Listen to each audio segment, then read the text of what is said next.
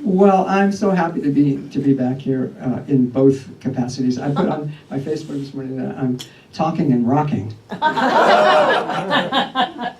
So the title is "You Don't Have to Be Perfect." So I just want to do a quick poll. Is anybody here perfect? Okay, a couple people. So you don't have to pay attention. You're already there. You're already arrived. Most of us do not feel perfect, and you probably don't either. You're just making a joke. So, I'm going to talk about it's a little bit kind of a different topic because it's sort of not a positive message that I'm talking about. It ends up being a positive message, but I really want to talk about what keeps us from being our true, authentic selves, what keeps us from loving. And it's really these fears and these ugly things, these things that we consider imperfect about ourselves. So I'm going to start with a very embarrassing story. It's good for the soul, right? Okay, so my younger daughter, well, I'll tell the end of the story. She just passed her driver's test, her driving test, so she has her license now. It took her 3 tries, though. And after the second try, I was already concerned that she hadn't been practicing enough. You know, she just didn't get out and drive. She really kind of doesn't even want to drive, really. She just likes to stay at home and do her thing. But after the second time, when we got the news that she had failed again, I was driving her home, you know, and I told myself that this would be a good opportunity to just talk some sense into that girl. And I decided that it would be good for her to hear, you know, that she needs to apply herself more, that it wasn't her, I'm not upset that she didn't pass the test. That happens. It was that she wasn't practicing. So I've been watching that she wasn't practicing this whole time, and I was getting more and more upset. And then she takes the test and she fails, and so I'm really mad. And so I think she needs to hear this. She needs to understand how life works, that she needs to apply herself. Yes. So we're driving home, and she feels terrible that she didn't pass, right? I mean, she's not happy about it. And so I'm choosing that particular moment to go off on my rant about how she wasn't doing what everybody was saying she should be doing. And she wasn't practicing. And not only that, but I threw in other household chore kinds of things.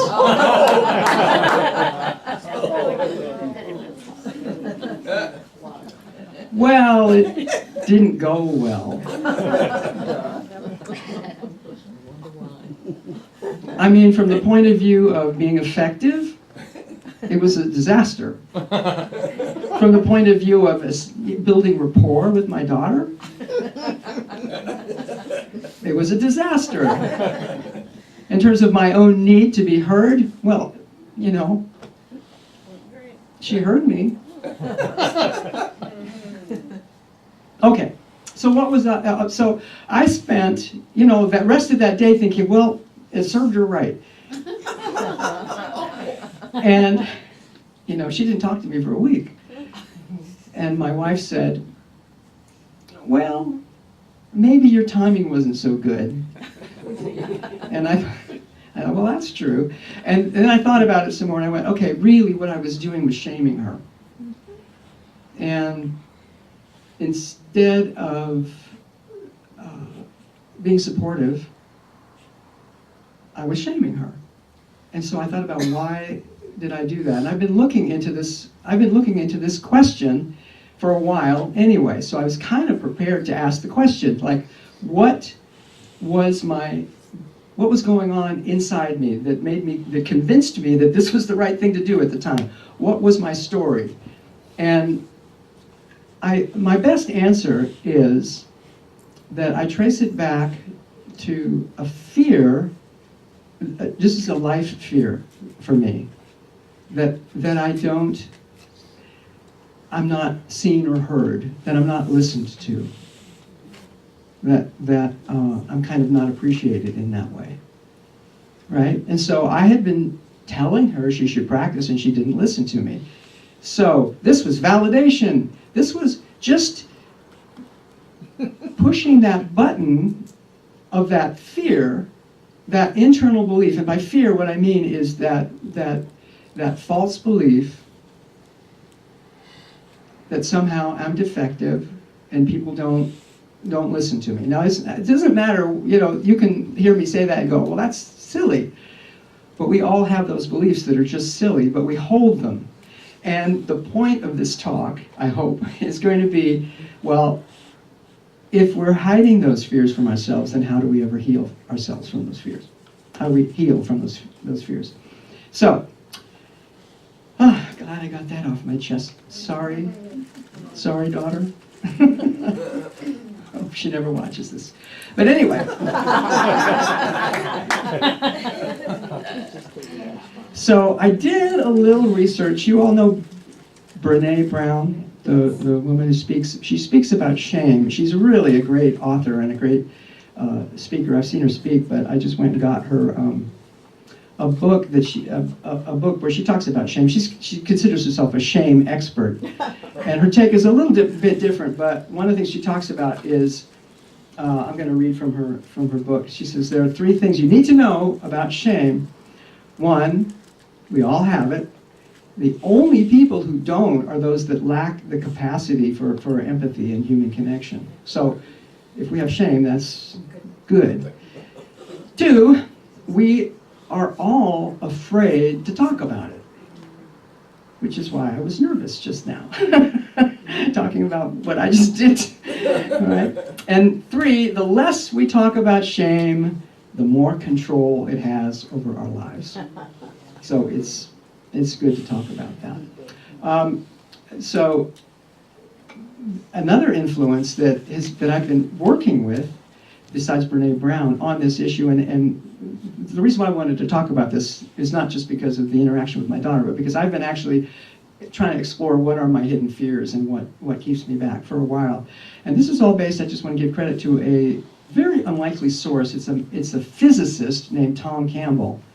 And Tom Campbell's a really interesting guy if you want to check him out. He's a physicist, but he's developed a whole theory of the universe that brings consciousness into play and why we're here, why we exist, and what we're supposed to do with our lives. And it's quite interesting, but one of the things he talks about is this issue of resolving fear. So I just wanted to give him credit for that.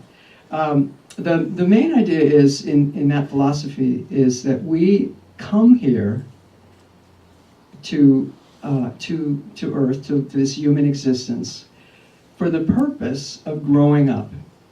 And by that, he means growing up from being self-centered, the way, if you can think of it like an infant, starts off just, it's all about the baby, and that's a healthy thing. And we move through that phase, and eventually we get to the point where we have to start, or we don't have to, and actually we don't have to do anything. But if we're evolving, if we're growing, then we're going to start seeing things from the perspective of other people, and we're going to be more interested in cooperation and communication and sharing and loving. So in that point of view, the whole reason why we're here is to learn to grow up, which is the same as saying to love. To learn to love.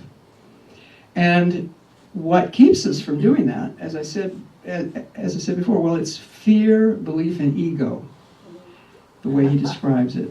So I've already described what these fears are. These are just like internal, any kind of internal idea that I'm not good enough, or it's something that's just this, we don't even know, it doesn't even matter where we get these ideas. Our souls didn't come with these ideas. I don't believe. I think that we get these ideas, and it's actually part of the plan in a way that we have these things because that gives us an opportunity to grow out of it. It is part of the process of moving away from being self-centered. So Tom Campbell describes it using the word ego, and he uses the word a little differently maybe than some people do, but he doesn't mean, by ego, he doesn't mean the self. He means an artificial construction, like a fortress or a shield that we construct so that we can protect these shames or these hidden fears and not reveal them. So it's like if I have a hidden fear that that I'm not important, or that I'm not worthy or something like that, then I might put on an ego where I pretend to be very important, or act a certain way. But inside I know I'm living a lie, So that's what he means by ego. So it's an interesting definition. So we want to crack that open. We want to break that down. And ego is not the same as self-awareness. It's just being self-aware is something we need to do, but the ego part is that construction where we're adding layers to hide who we really, not who we really are, but to hide the things that we're ashamed of. And so this ego, and you see this, you can start recognizing this in people, even in yourself, that need to appear a certain way prevents us from being loving. Because when we're worried about what other people think of us, we're not really thinking about them, we're thinking about us. When we're serving our own interest, and it also comes from I need to have this, or I need to have these clothes, or these things, because I need to pretend to be something. It just creates this whole cascade of needs, which aren't based on reality. They're based on this false idea that we have to protect our ego so that people don't know how bad we really are, what a failure we really are, or whatever. So ego blocks love for that reason. Now this is interesting because I think that this happens to each of us. It happens to us in our lifetime, that we kind of go through that evolution, that growing up. It also happens, I believe, to our, what you might call our soul, if you believe in reincarnation, that we keep coming back. And that every time we're kind of getting better at doing that. Every time we're learning to be a little less self-centered and a little more loving, a little more outward directed and more cooperative. And I think it's also true for the human race, that over time we're collectively building on generations of becoming more loving. And I was just thinking about this a few days ago because we just had the 4th of July. And a lot of people are celebrating, well, it's the day that we celebrate the independence, right? So a lot of people are celebrating the fact that our founding fathers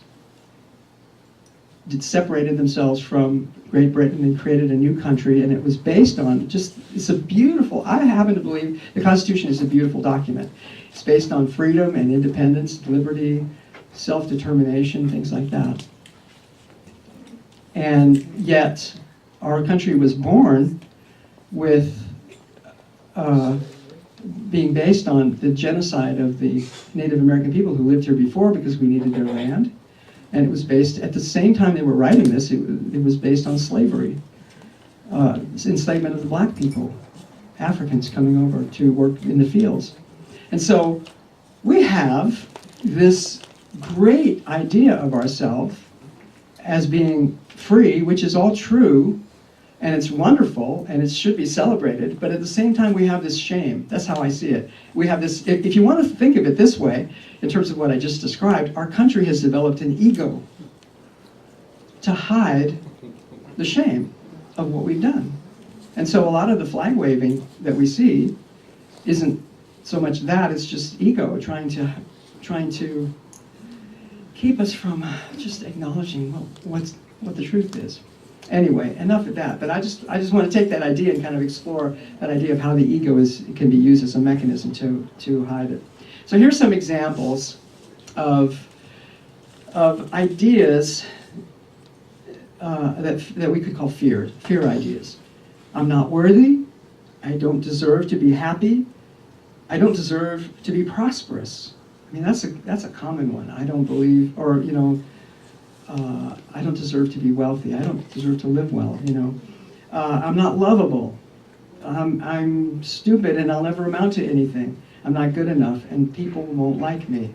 These are just things that they're all fears that based on, in a way, it's a lack of faith, knowing that God is in us, that we don't remember the perfection that we were, and somehow we have these ideas. But again, the problem is that through most of life, if we have these fears, to the extent that we have these fears, we don't really know them because the ego is doing such a good job of hiding them from us.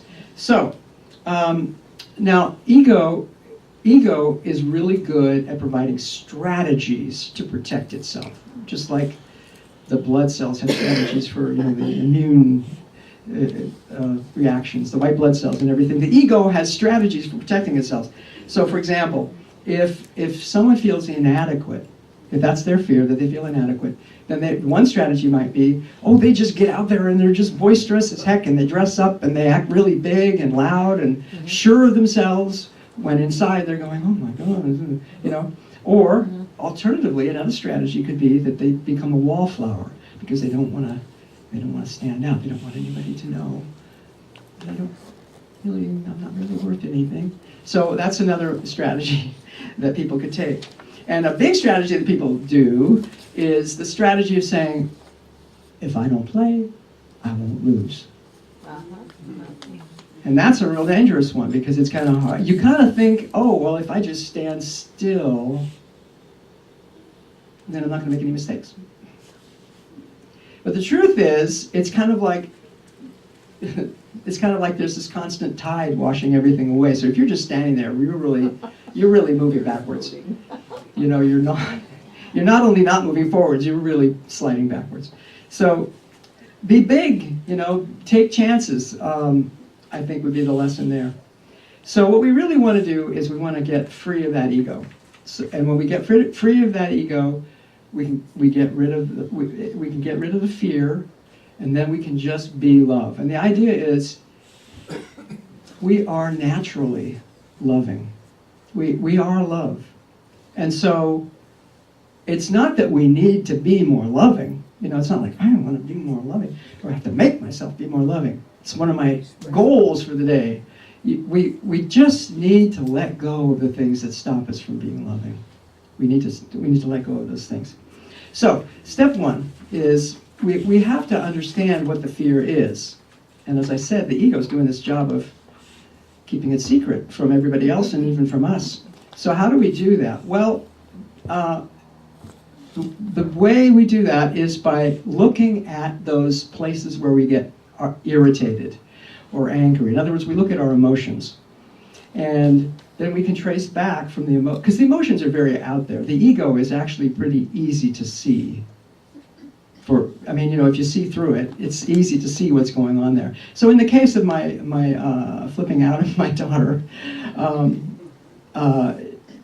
it took me a day to really starting to think about it, unfortunately, but it was a clue eventually. It was a clue to me that something was going on that drove me to do that. And I had to think about it, and I think it might have taken me like a week or something. I'm a little slow. But it took me a while to figure out, this has to do with not being listened to. And that felt right. Of course, it didn't help me feel better exactly, but once you have it, once you know what it is, then it's like exposing the truth, and that's the way you can heal it, like that. You have to just know what's going on. So that's the first thing. So this fear of mine that people don't listen to me or take me seriously, I'm not really sure where that came from, but I do find it showing up a lot. And so, honestly, I think one of the reasons why I like performing and speaking is because, people get to listen to me. It's just like, okay, now that's not a bad thing, but it sort of explains a lot. I think it's healthy, is the point. It's healthy to know what are these things going on, because if it's working against, it can work against me as well. I can get mad that people aren't listening to me or something, or frustrated or whatever. So it's good and healthy to know what's going on there. So that's the step. That's the first step, is to get what it is and then to acknowledge it. And this is where we have to combat the ego wanting to hide it. We have to go, okay, it's true. It's true. That's a belief that I have. And that's where acceptance comes in. And that's really where the title about not being perfect comes in. We have to be okay with being what we consider less than perfect. We have to be okay with it, otherwise we can never heal it. Otherwise it has more and more energy, and we're not releasing the energy by working through it. So we have to accept those imperfections. So if you think about it in terms of like what I did with shaming my daughter, this is kind of what we do with ourselves. When we have we have a negative belief of ourselves and we don't want to talk about it, we shame ourselves with it. And is it effective? Was it effective on my daughter? No, it's not effective when I do it to myself. So let's not shame ourselves for being a certain way. Let's look at it, have some acceptance. Not that we want to stay that way, but just let's be okay with not being perfect. Because why are we here? We're here to grow up. How can we grow up? I feel like a coach. How can we grow up unless we have little things that we have to go through? Things that will wake us up. So what do we need to do? We need to pay attention so that we wake up. So it's a good thing. Yay!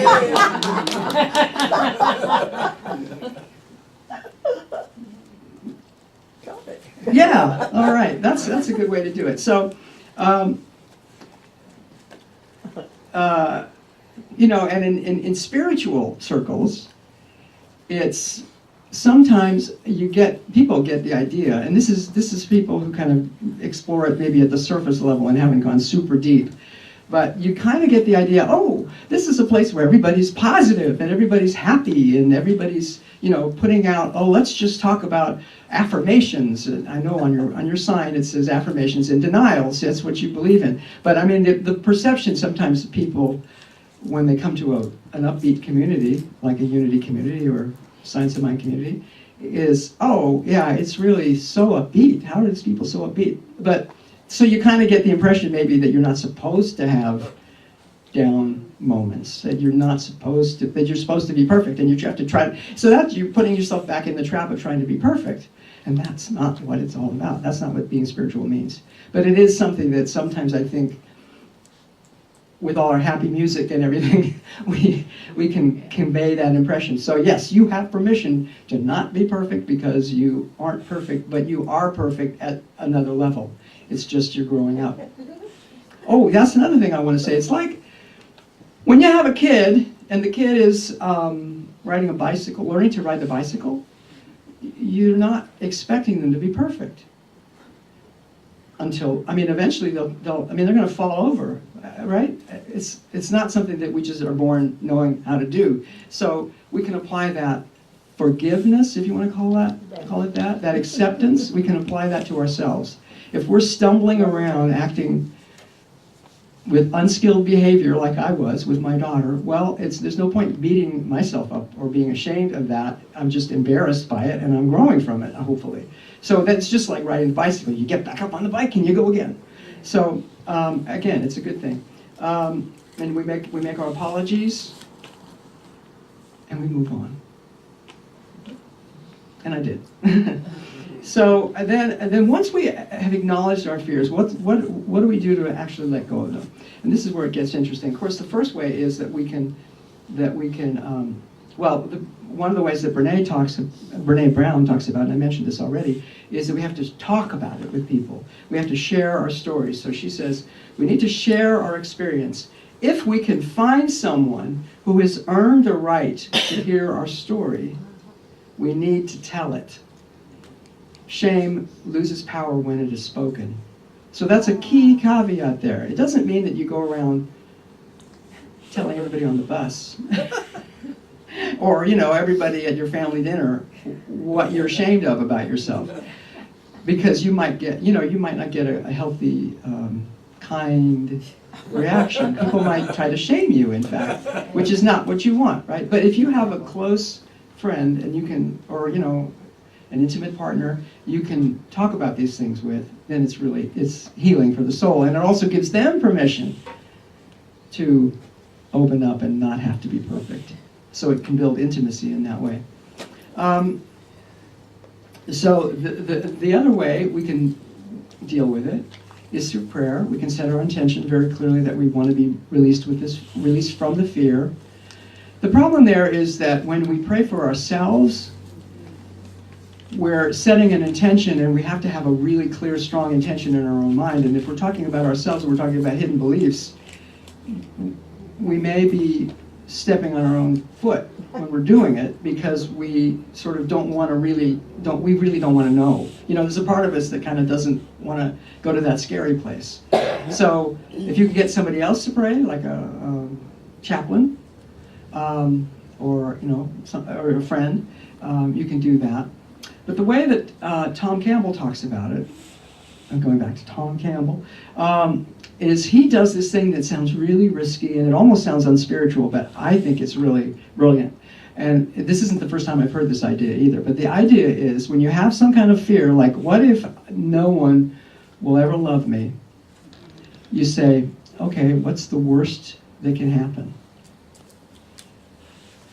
Now, that's a scary thing to ponder, because, again, we're sort of trained, we don't want to go into the negative. We don't want to think about the bad things. We certainly don't want to dwell on the bad things. This is a little different than like affirming a problem or staying stuck in a problem. This is actually facing the fear. See the difference? It's so let me give you an example here.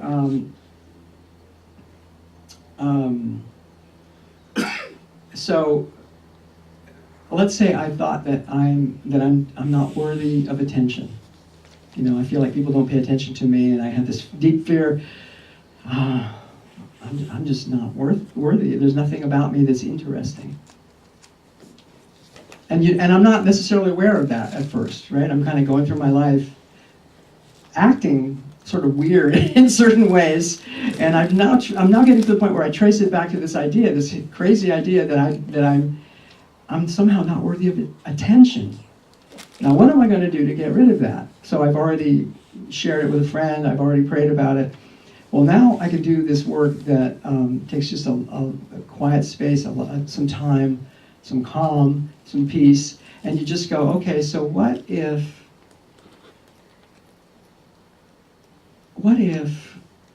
I have nothing of interest to anybody else? What if there's nothing about me that's interesting to anybody else? Is that so bad? I mean, if nobody is interested in anything I have to say, I can still be a good person. I can still contribute. I can still have friends. I don't have to be someone that everybody goes to, wow, so interesting. In fact, how much do I do that with other people? I mean, when you start to break it down and think about it, what would be the worst thing that can happen?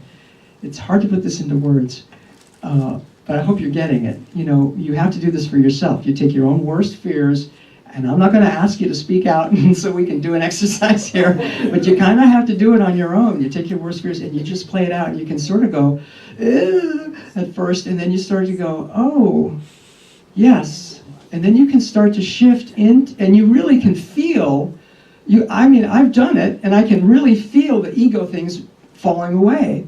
Because when I feel like nobody's paying attention to me, if that's the fear, that nobody's noticing me, and I'm now acknowledging, okay, so what if nobody's noticing me? That is totally dropping this ego need to be noticed. I remember as a kid, I felt I needed to be noticed. I was an only child, and I would do things like to make my parents think I was wonderful, and I sort of carried that. Point is, you can do this work, and it's kind of not fun in a way, but it's really freeing. I hope that's helpful. And it does get easier. The more you do this, the more you practice it, you kind of go, okay, hey, it's another fear. Bring it on, Let's drop those fears. And then we can start to be our authentic, true self. And here's another interesting thing. Sometimes we want to, I think a lot of us are feeling this. I know I'm feeling it. Right now, especially in the world, it's like we want to go and help the world. Like we want to change the world. We want to make the world a better place. Well, that's a good thing, right? But the way we usually think about how can I make the world a better place is by somehow changing something out there. if I could find the right lever to pull, if I could change other people's minds, or if I could, change who the ruler is, or change what the laws are, or whatever. If I could advocate for changing the externals from me, then everything would be okay.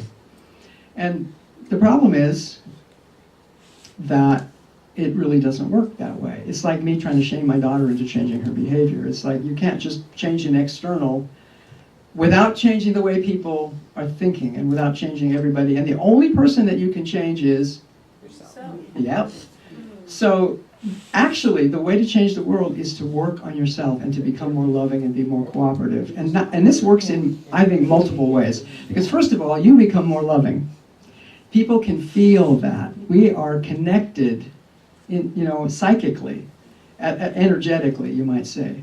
We might not even know the words for it or even feel it consciously, but we feel the vibration when somebody's loving and generous and kind. We just kind of pick up on that, and it's contagious, just the same way that anger can be contagious. Mob rule can be contagious. So we can work to elevate the consciousness of the planet, just one party at a time, one interaction at the grocery store at a time, just by doing that.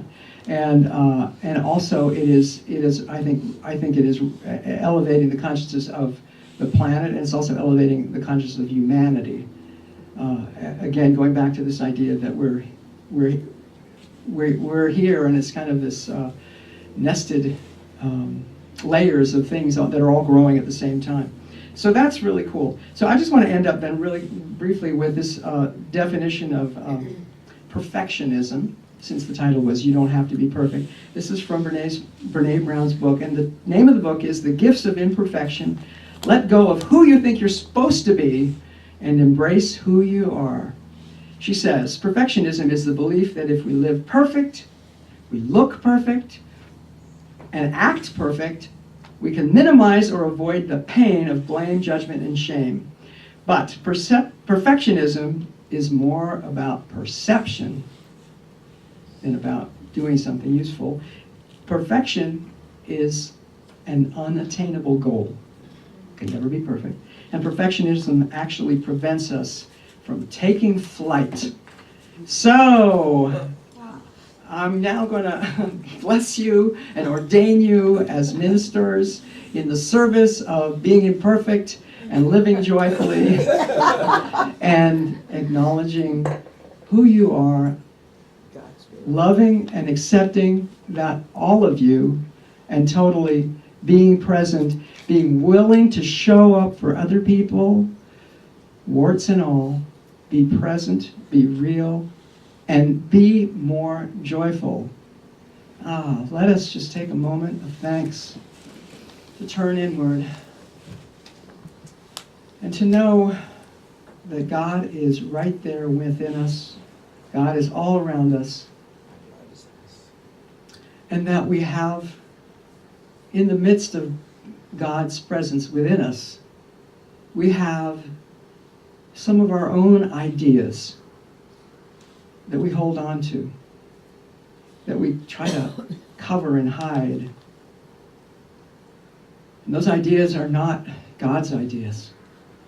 They're our own ideas. But they comfort us or reassure us because they are how we identify as ourselves. We've become comfortable with those